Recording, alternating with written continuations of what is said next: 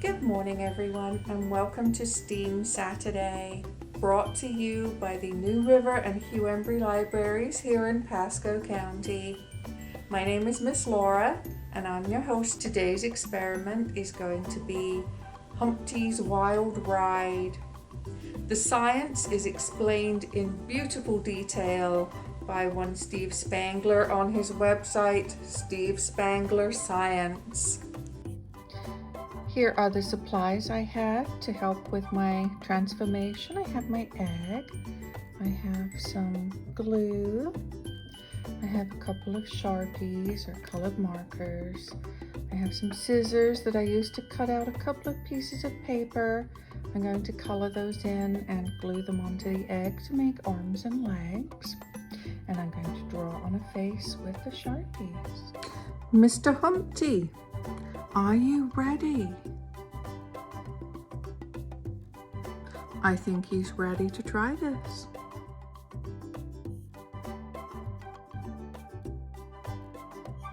Are we ready, boys and girls? How does it work? Credit for this one has to go to Sir Isaac Newton and his first law of motion. Newton said that objects in motion want to keep moving, and objects that are stationary want to stay still, unless an outside force acts on them. So, since the egg is not moving while it sits on top of the tube, that's what it wants to do, not move. You applied enough force to the pie pan to cause it to zip out from under the cardboard tube. The edge of the pie pan hooked the bottom of the tube, which then sailed off with the pan. Basically, you knocked the support out from under the egg. For a brief nanosecond or so, the egg didn't move because it was already stationary. But then, as usual, the force of gravity took over and pulled the egg straight down towards the center of the earth. Once the egg began moving, it didn't want to stop. The container of water interrupted the egg's fall, providing a safe place for the egg to stop moving so that you could recover it unbroken. Ta-da! To go with today's science experiment, I have found this wonderful book by Caldecott Medal winner Dan Santat. It's called After the Fall, How Humpty Dumpty Got Back Up Again, published by Roaring Book Press. My name is Humpty Dumpty. This was my favorite spot high up on the wall. I know it's an odd place for an egg to be, but I loved being close to the birds. Then one day I fell. I'm sort of famous for that part. Folks called it the Great Fall, which sounds a little grand. It was just an accident, but it changed my life. Fortunately, all the king's men managed to put me back together. Well, most of me. There were some parts that couldn't be healed with bandages and glue. After that day, I became afraid of heights. I was so scared that it kept me from enjoying some of my favorite things. I walked past the wall every day, and I would think about climbing that ladder again.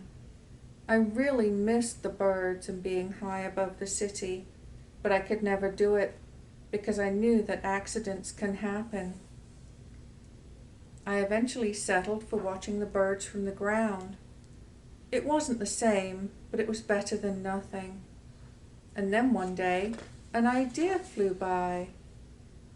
Making planes was harder than I thought. It was easy to get cuts and scratches, but day after day I kept trying and trying until I got it just right. My plane was perfect, and it flew like nothing could stop it. I hadn't felt that happy in a long time. It wasn't the same as being up in the sky with the birds, but it was close enough. Unfortunately, accidents happen. They always do. I almost walked away again, but then I thought about all the time I'd spent working on my plane and all the other things I'd missed. I decided I was going to climb that wall. But the higher I got, the more nervous I felt. I didn't want to admit it. I was terrified. I didn't look up, I didn't look down, I just kept climbing one step at a time until I was no longer afraid. Maybe now you won't think of me as that egg who was famous for falling. Hopefully you'll remember me as the egg who got back up and learned how to fly. Wow. Not really the end, kind of a beginning. As it says on the back, life begins when you get back up. Thank you so much for joining us today. I hope you had as much fun as I did. We will be seeing you back here again next Saturday. And don't forget to go to stevespangler.com for all the good science.